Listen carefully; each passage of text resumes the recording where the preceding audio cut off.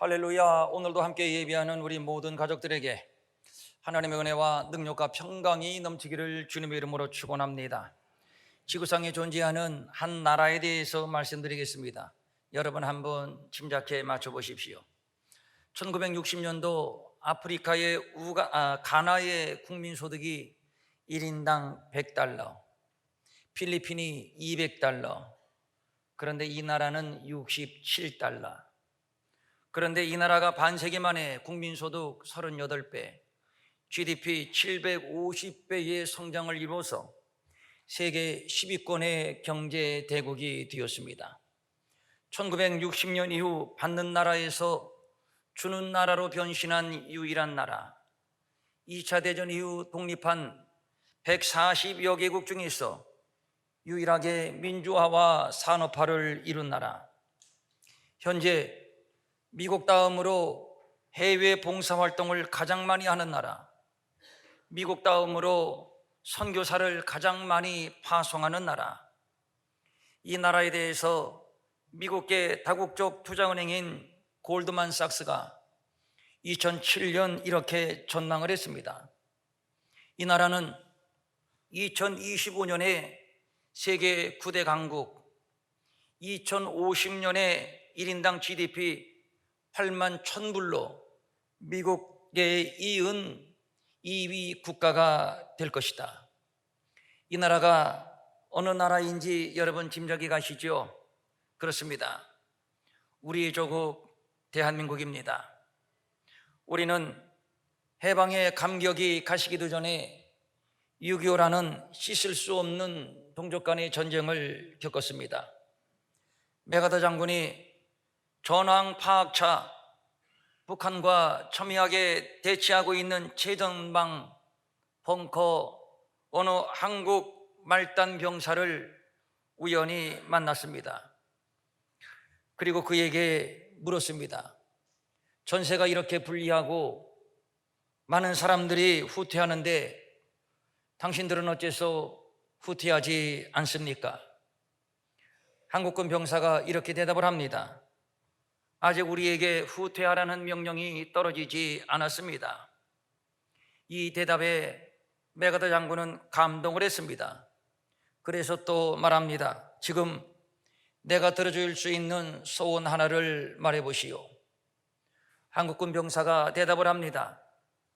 충분한 실탄과 총을 지원해 주세요. 자신을 이 벙커에서 빼달라는 대답을 예상했던 메가더에게 이 한국군 병사의 대답은 뜻밖이었고 충격이었고 감동이었습니다. 그리고 돌아가서 그는 이렇게 지시했다고 합니다. 우리는 전력을 다해 이런 나라를 지켜주어야 한다. 그래서 인천 상륙작전이 빠르게 결행되었다는 얘기입니다. 메가더 장군이 전쟁을 끝나고 한 말이 이것입니다. 대한민국이 정상적인 국가로 복구되려면 최소한 100년은 걸릴 것이다. 6.25 이후 영국의 외신은 대한민국에 대해서 이렇게 보도를 했습니다. 식민지배, 남북의 이념의 대립, 전쟁을 겪은 저 대한민국 나라가 제 발로 서는 것을 바라느니 쓰레기 더미에서 장미꽃이 피는 것을 바라는 것이 낫겠다.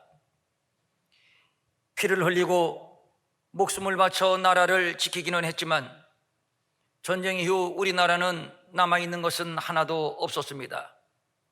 하루 먹고 사는 일이 급해 내일을 생각한다는 것은 사치였습니다.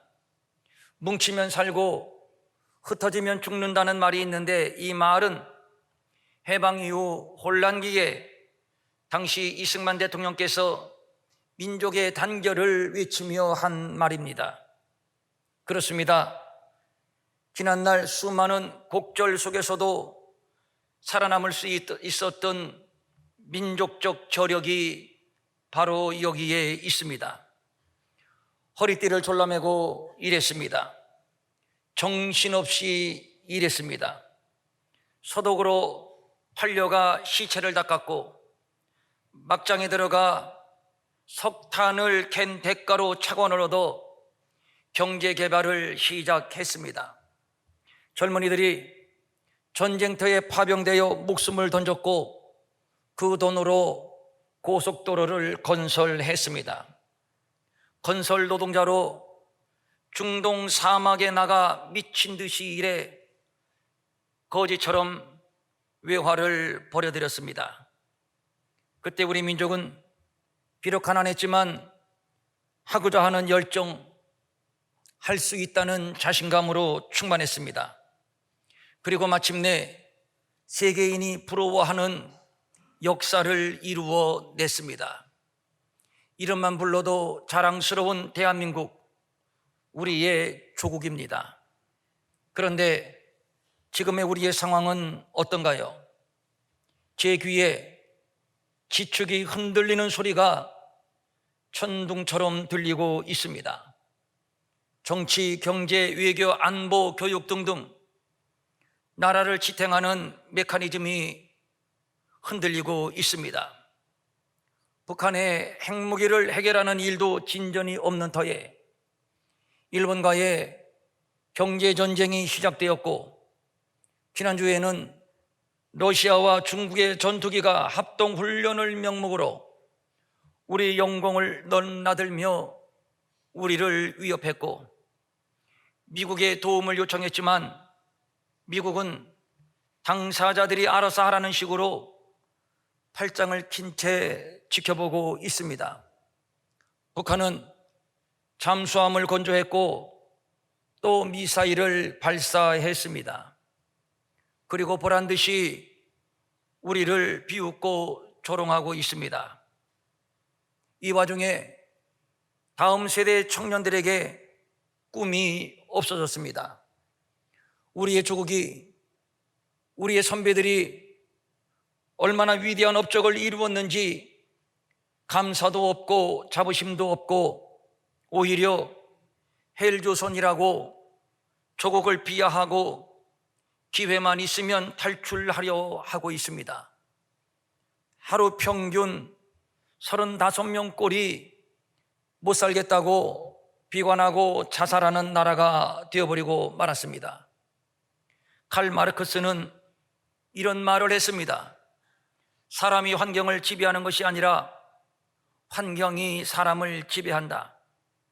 그런 의미에서 지금 우리를 둘러싸고 있는 환경이 과거보다 훨씬 예사롭지 않습니다. 예전에는 미국과 일본이 외교적, 군사적, 경제적인 면에서 무조건 우리 편이었습니다. 그러나 이제는 아닙니다. 그 이유는 통치권자의 정책적 측면도 있고, 또 이제는 대한민국의 국력이 저들과 경쟁 상대가 될 정도로 커졌기 때문에 저들로부터 견제를 받는 측면도 있습니다. 지금 북한이 핵을 가지고 있습니다. 아직 지구상에 핵을 능가하는 무기는 없습니다. 핵 앞에 모든 무기는 장난감이고 고철입니다. 북한이 미국과 대한민국을 쥐락펴락하며 세계를 향해서 큰 소리치는 것도 다 핵을 가지고 있기 때문입니다. 그러나 아무리 그래도 국론이 하나가 되면 돌파할 수 있는 에너지가 생깁니다. 지금까지 우리 민족은 그렇게 해왔습니다. 그런데 지금은 정치가 사생결단으로 대립하고 있고, 진보니 보수니 좌파니 우파니 극단적으로 분열되어 있고, 여기에다가 지역, 세대, 노사 등등 갈기갈기 찢겨져 있습니다. 이것이 문제입니다. 통합의 리더십이 보여야 되는데 현실은 오히려 반대입니다.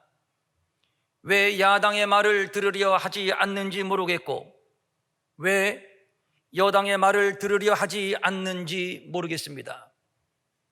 왜 국민들의 소리를 들으려 하지 않는지도 모르겠습니다. 같이 죽자는 속셈이 아니고서야 어떻게 이럴 수 있는지 답답한 마음 금할 수가 없습니다. 저는 자금의 우리나라의 상황을 그냥 정치적인 문제, 군사적인 문제, 외교적인 문제 이렇게 단편적으로 보고 싶지 않습니다. 우리의 조국은 사명이 있는 나라입니다. 이 땅에서 예배자가 일어나고 초대교회와 같은 성령의 역사가 휘몰아치고 그래서 교회가 부흥이 되고 이 부흥의 열기가 휴전선을 넘어 북한으로 압록강과 두만강을 넘어 중국과 러시아 그리고 중앙아시아로 그리고 유럽과 아프리카로 그리고 대서양을 건너 아메리카까지 그리고 마지막 예수님이 재림하시는 예루살렘까지 역사의 마지막 부흥을 주도하는 하나님이 세우신 선택된 나라라고 저는 믿습니다. 그동안 하나님께서 조국교회에 넘치는 은혜를 주셨습니다. 삼천리 강산 어디든지 그곳이 예배의 장소였고 기도의 장소였습니다. 나라가 위기를 만나고 흔들릴 때마다 백성들이 길을 잃고 방황할 때마다 교회는 민족의 운명과 같이 하며 나팔을 불었고 횃불을 들었고 그리고 한국교회는 민족의 아픔을 어루만지면서 함께 울고 함께 웃고 함께 기뻐하며 또 함께 슬퍼하며 오늘의 대한민국 역사를 선도해 왔습니다. 내일을 생각할 여유, 이웃을 돌아볼 형편이 되지 못했는데 그런데 이제는 상황이 달라졌습니다. 거저받았으니 거저주라는 주님의 말씀대로 세계를 보기 시작했고 나누기 시작했습니다. 세계 어디를 가도 한국교회의 봉사자들, 선교사들을 만날 수 있습니다. 대추수의 시기에 영적 부흥을 주도하는 나라, 그러한 교회가 되었습니다. 사단이 가만히 있을 리 없습니다. 북한이 굶어 죽으면서도 적화야욕을 벌이지 아니하고 핵무기를 개발하고 국제사회에서 대한민국을 고립시키고 경제를 무너뜨리고 음란한 문화를 조장하고 결국 대한민국을 망하게 하려는 배후에는 사단의 괴략이 숨어 있음을 알아야 합니다.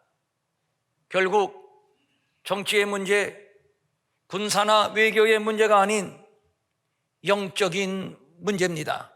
그러기에 오늘의 난국을 영적으로 풀어야 되는 것이지요. 그런데 문제는 과거와는 달리 교회가 영적으로 풀어낼 힘이 없다는 것입니다. 이만큼 잘 살게 되었으니 예수를 믿는 것은 선택사항이 되어버렸고 이제는 주일날 예배를 드리러 교회에 가지를 않습니다. 지난날 그렇게 가난했어도 먹을 것이 없어 한 끼 두 끼를 굶었어도 11조는 드렸는데 그런데 지금은 여행은 가도 11조 드릴 돈이 없습니다. 기도의 불이 꺼졌습니다. 간절함이 없어졌습니다. 정치를 탓하거나 외교를 못한다고 비난할 수 없습니다. 국가를 견인하는 힘은 영적인 힘인데 교회가 그 힘을 잃었습니다. 교회가 정치에 관여하자는 얘기가 아닙니다. 대통령에게 지혜를 주시는 분이 하나님이시고 올바르게 판단하고 올바르게 정책을 펼치게 하시는 분도 하나님이십니다. 그러므로 세상 사람들은 청와대를 바라보지만 우리 그리스도인은 하늘의 하나님을 바라봐야 합니다. 그래서 위대한 믿음의 선배들은 위기를 만날 때마다 하나님 앞에 나아 가슴을 찢고 회개운동을 전개했고 기도하기를 주저하지 않았던 겁니다. 예시인은 이렇게 고백을 합니다. 이스라엘아, 여호와를 의지하라. 그는 너희의 도움이시요 너희의 방패시로다. 저는 이 말씀을 이렇게 응용해 보고 싶습니다. 대한민국아, 여호와를 의지하라. 그는 너희의 도움이시요 너희의 방패시로다. 링컨은 기도하는 대통령이었습니다. 남북전쟁에서 북군의 전세가 불리해지자 1863년 4월 30일 목요일을 금식기도일로 선포하고 온 국민의 동참을 호소했습니다. 그가 기도하는 시간이면 사령부 막사 입구에 하얀 손수건이 내걸리고는 했습니다. 링컨은 전쟁이 끝난 후에 이렇게 고백을 했습니다. 북군의 승리는 기도의 승리였다. 우리에게 걸출한 명장이 없음이 오히려 다행이었다. 그래서 우리는 기도로 하나님을 더욱 의지할 수 있었다. 본문으로 들어갑니다. 하박국이 활동하던 시기는 신흥 바벨론 제국의 급부상으로 일대 격변을 겪고 있었습니다. 이때의 남유다는 정치, 외교, 국방 전 분야에서 불안한 나날을 보내고 있었습니다. 통치자들은 강대국의 조공을 바치기 위해 백성을 착취하고 압제하는 일을 서슴지 않았고 선지자들을 박해하고 잡아 죽이는 일까지 저질렀습니다. 상류층 기득권자들의 부정과 비리, 그리고 약한 자들에 대한 수탈과 착취가 극에 달했습니다. 영적인 타락은 더욱 심해서 제사장마다도 우상 숭배를 조장하고 세속적인 안일과 영달을 추구하는 일에 혈안이 되어 있었습니다. 이러한 암울한 현실 앞에서 앞으로 이 민족에게 닥칠 큰 일을 예견하며 고뇌한 선지자 한 사람이 있었으니 그가 바로 하박국입니다. 당시 하박국의 고뇌는 크게 두 가지였습니다. 첫째, 선민의 타락을 하나님은 왜 방치하고 계신가? 둘째, 아무리 선민이 타락했어도 포악한 바벨론이 선민을 괴롭히고 선민을 멸망시키려 하는 것이 과연 합당한 일인가? 이것이 하박국 선지자에게 풀리지 않는 의문이었습니다. 의문이 있다면 풀어야 합니다. 그래서 하박국은 결심합니다. 내가 이 문제를 하나님께 여쭙고 하나님께로부터 해답을 얻으리라.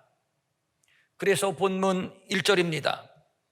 내가 파수하는 곳에 서며 성루에 서리라. 그가 내게 무엇이라 말씀하실는지 기다리고 바라보며 나의 질문에 대하여 어떻게 대답하실는지 보리라.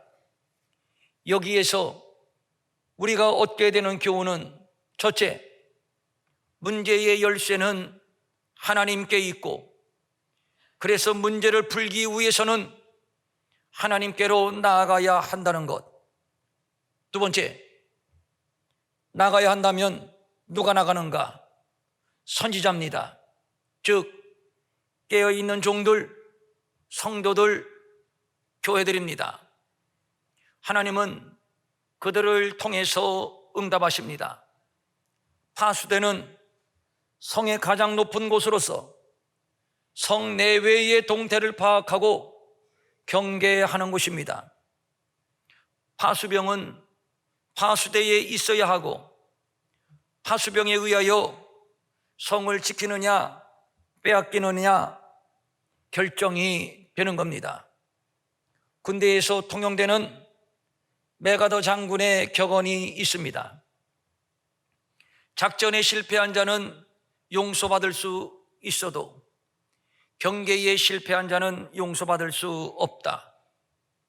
경계, 파수의 중요성을 일깨우는 말입니다. 파수대로 올라가는 하박국, 그렇습니다. 선지자 하박국, 그는 파수병이었습니다.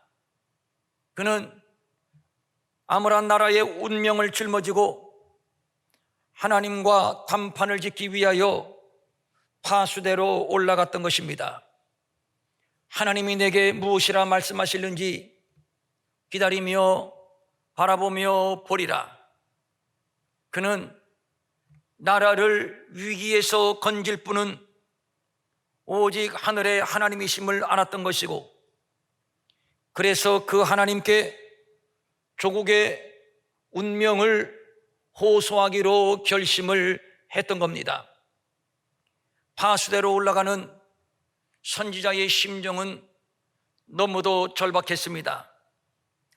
이 나라, 이 민족 이대로 두면 하나님께 영원히 버림받고 말 것인데, 그렇게 되면 선민에 대한 하나님의 뜻은 망가지는 것인데, 그런데 더 한심한 것은 상황이 이렇게 급박하고 심각한데 누구도 심각성을 눈치채지 못하고 있다는 것입니다. 우리의 조국 대한민국의 파수대가 무너졌습니다. 성루가 무너졌습니다. 파수병들이 잠자고 있습니다. 싸우고 있습니다. 군기가 완전히 빠졌습니다. 누구 보고 하는 얘기가 아닙니다. 우리의 얘기입니다. 세상이 우리를 향해서 이렇게 비난하고 손가락질해도 전혀 부끄러운 줄 모르고 이기주의, 세속주의, 번영주의의 환각에 빠져 허우적대고 있습니다. 대한민국의 문제는 정치 같지만 정치가 아닙니다. 경제 같지만 경제가 아닙니다. 국방도 아닙니다. 오늘 우리의 근본 문제는 바로 영적인 문제, 즉 우리들의 문제요, 우리가 파수대를 이탈했기 때문입니다. 영적 파수대가 무너졌습니다. 성이 무너져 내리고 있습니다. 그러니 사단 마귀가 정치, 경제, 외교, 국방 전 분야를 마음 놓고 휘젓고 다니는 것입니다. 마음껏 무시하고 마음껏 조롱하고 집어삼키려 해도 도무지 문제의식이 없습니다. 한국교회는 파수병의 기능을 잃었습니다. 무장을 해제했습니다. 자리를 이탈했습니다. 디모데후서 3장 5절의 말씀이 꼭 한국교회를 향한 말씀처럼 들립니다. 경건의 모양은 있으나 경건의 능력은 부인하니 이 같은 자들에게서 너희가 돌아서라. 또 마태복음 23장 25절입니다. 화 있을진저 외식하는 서기관들과 바리새인들이여, 화 있을진저 한국 교회들이여, 잔과 대접의 겉은 깨끗하되 그 안에는 탐욕과 방탕으로 가득하게 하는도다. 우리 모두의 자화상입니다.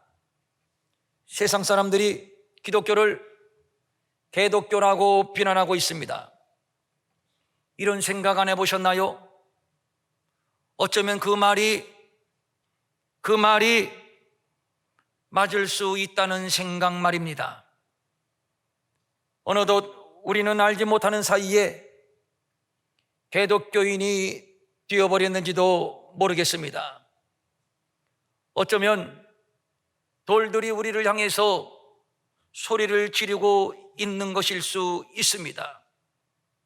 정치를 잘한다 못한다 비난할 것 없습니다. 내 눈에 들보를 보라고 오늘 우리를 향해 지적하고 계십니다. 오늘 우리의 상황은 한국교회여 다시 파수대로 올라가라는 하나님의 경고로 받아야 합니다. 그렇다면 지금 우리가 할 일은 무너진 성루, 무너진 파수대를 재건하는 일입니다. 그러므로 지금은 누구 잘못이라고 누구 때문이라고 비난하고 증오를 퍼부을 때가 아니라 파수대로 올라가고 성루로 올라갈 때입니다. 그리고 그곳에서 죽으면 죽으리라 하나님께 묻고 또 묻고, 그리고 하나님께서 무엇이라 말씀하시는지 응답을 기다려야 할 때입니다. 위기는 곧 기회라는 말이 있습니다. 열쇠는 하나님께 있습니다. 하나님께서 말씀합니다. 3절입니다. 이 묵시는 정한 때가 있나니 그 종말이 속히 이르겠고 결코 거짓되지 아니하리라. 비록 더딜지라도 기다리라. 지체되지 않고 반드시 응하리라. 그리고 4절입니다. 보라, 그의 마음은 교만하며 그 속에서 정직하지 못하나 의인은 그의 믿음으로 말미암아 살리라. 정리하면 이런 내용입니다. 하나님의 공의로운 심판이 이루어지는 종말의 때가 올 것이다. 바벨론의 교만과 정직하지 못함을 하나님은 심판하실 것이다. 결국 하나님의 계획된 대로, 결국 하나님의 뜻대로 될 것이다. 바벨론이 아무리 강하고 저희들이 너희를 둘러싸고 괴롭히고 위협하지만 의인은 믿음으로 말미암아 살리라 했으니 오늘 너희가 할 일은 너희의 믿음을 점검하는 일이다. 하나님을 신뢰하라는 것입니다. 오직 믿음으로 살라는 것입니다. 결국 하나님의 뜻과 하나님의 섭리대로 될 것인데 왜 두려워하느냐는 것입니다. 오직 믿음으로 사는 일에 집중하라는 겁니다. 그리고 하시는 말씀이 20절입니다. 오직 여호와는 그 성전에 계시니 온 땅은 그 앞에서 잠잠할지니라. 이 말씀을 이렇게 또 응용해 보고 싶습니다. 오직 여호와는 대한민국 너희들 가운데 계시니, 너희들 가운데 계시는 열강이 너희를 우겨싸고 너희를 덮치고 너희를 삼키려 한다 해도 대한민국 너희들은 여호와만 바라보고 하나님이 하실 선하신 뜻을 기대하며 잠잠할지니라. 우리 가운데 계신 하나님을 믿는다면 우리는 하나님을 바라보면 됩니다. 하박국 선지자는 이제 깨달았습니다. 그렇구나, 상황을 보지 말고 하나님을 바라봐야 하는구나. 그래서 그는 기뻤습니다.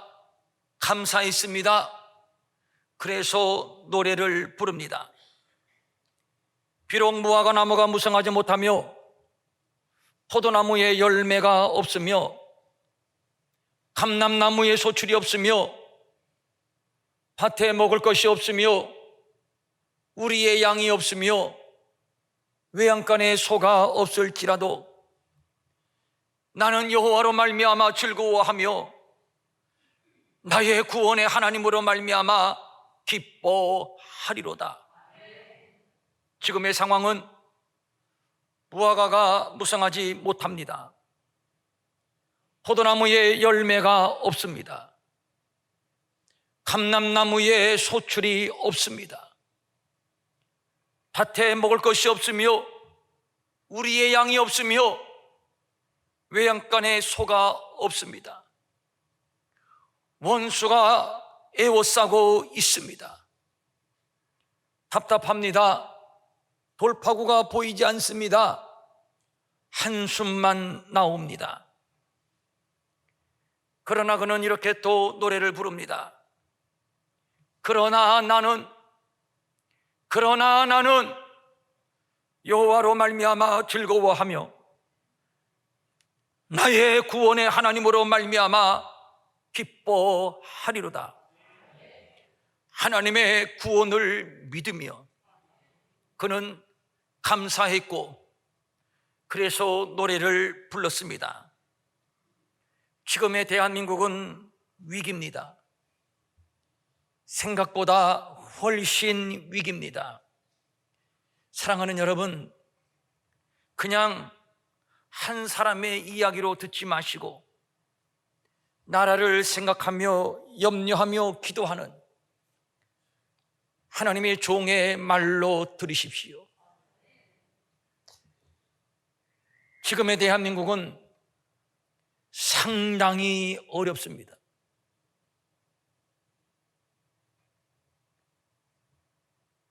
그래서 어떻게 할 겁니까? 촛불을 들고 거리로 뛰쳐나갈 것입니까? 일장기를 찍고 아베 사진을 불태울 것입니까? 그러면 감정풀이는 될 수 있겠지요. 그러나 이런 때일수록 차분하고 냉정해야 됩니다. 정치인들의 말 한마디가 중요합니다.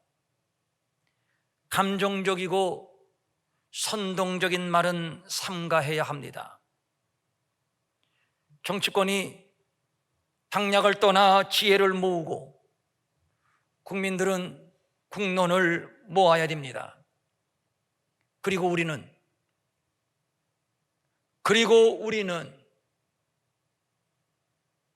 파수대로 올라가는 것입니다.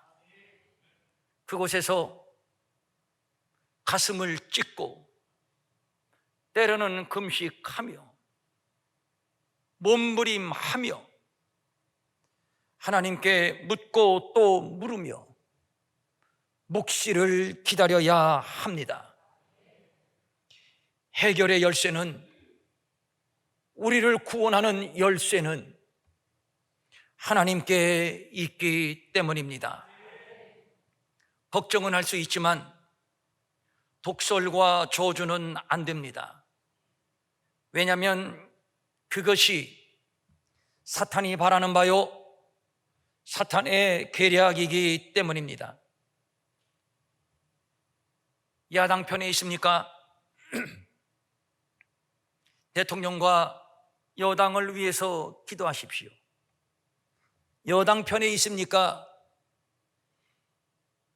야당의 입장을 이해하고 야당을 위해서 기도하십시오. 대통령이 어떻게든 중국과 러시아와 친해보려고 애를 썼는데 저들은 오히려 우리의 영공을 넘나들며 합동작전을 벌입니다. 무엇입니까? 중국과 러시아, 너희들 편이 아니라는 것을,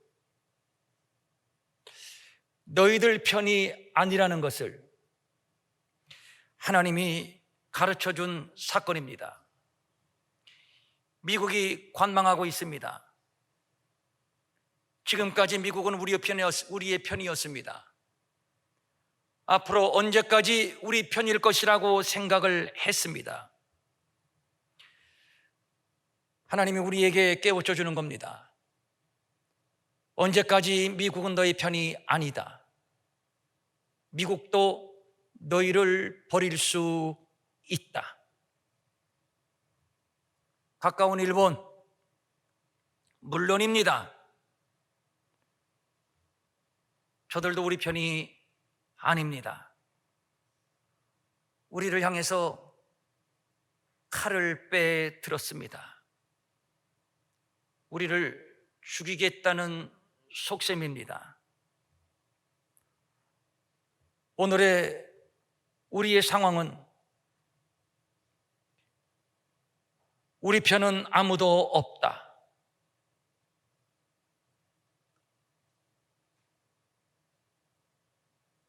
오직 하나님만이 우리를 도우며 하나님만이 우리를 구원할 자니 하나님만을 의지하라는 우리 민족을 향해서 들려주시는 하나님의 음성입니다. 드러났지 않습니까? 아무도 우리 편이 없습니다. 일본이 경제전쟁을 선포하고 나섰을 때 우리가 국제사회를 뛰어다니면서 우리의 입장을 설명하고 우리를 지지해달라고 그렇게 사정했는데 우리를 돕겠다, 우리를 지지하겠다고 하는 나라는 하나도 없습니다.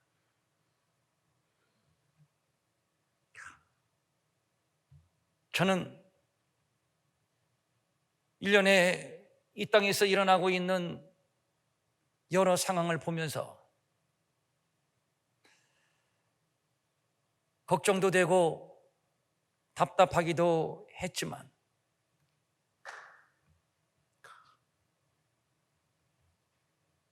오히려 하나님께 감사했습니다. 하나님이 이 나라 버리지 않으셨구나. 이 나라가 하나님만이 우리를 도울 뿐이라는 사실을 깨닫게 하시려는 하나님의 계획이 여기에 있구나. 이것을 우리에게 일깨우고 계신 겁니다. 이럴 때 세상 사람들처럼 같이 휘둘리면서 뭐가 잘못됐느니, 뭐가 잘 됐느니, 누가 잘했느니, 누가 못했느니 편가르기 싸우지 말고 우리만이라도 파수대로 올라가는 겁니다. 성루로 올라가는 겁니다. 그리고 하나님의 묵시를 듣는 겁니다. 오늘부터 우리 교회가 준비한 수련회가 시작이 됩니다. 이번에 우리는 파수대로 올라갈 겁니다. 그곳에서 하나님께 묻고 또 물으면서 우리를 향한 하나님의 묵시를 기다릴 것입니다. 그 묵시 안에 길이 있고 그 묵시 안에 열쇠가 있습니다. 우리가 깨어 있으면 가정이 살고 민족이 삽니다. 또 한 번 위대한 기적이 이 땅에 일어날 줄로 믿습니다. 이 위대한 묵시, 위대한 기적을 기대하면서 우리는 파수대로 올라갈 것입니다. 사랑하는 평천일회교회의 성도님들, 우리 함께 파수대로 올라갑시다. 성루로 올라갑시다. 한 번도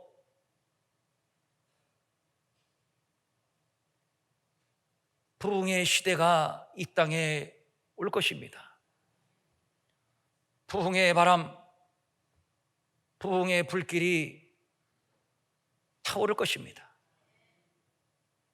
마지막 추수의 대역사가 우리를 기다리고 있습니다. 우리를 더 강하게 하시고 더 단단하게 하시어서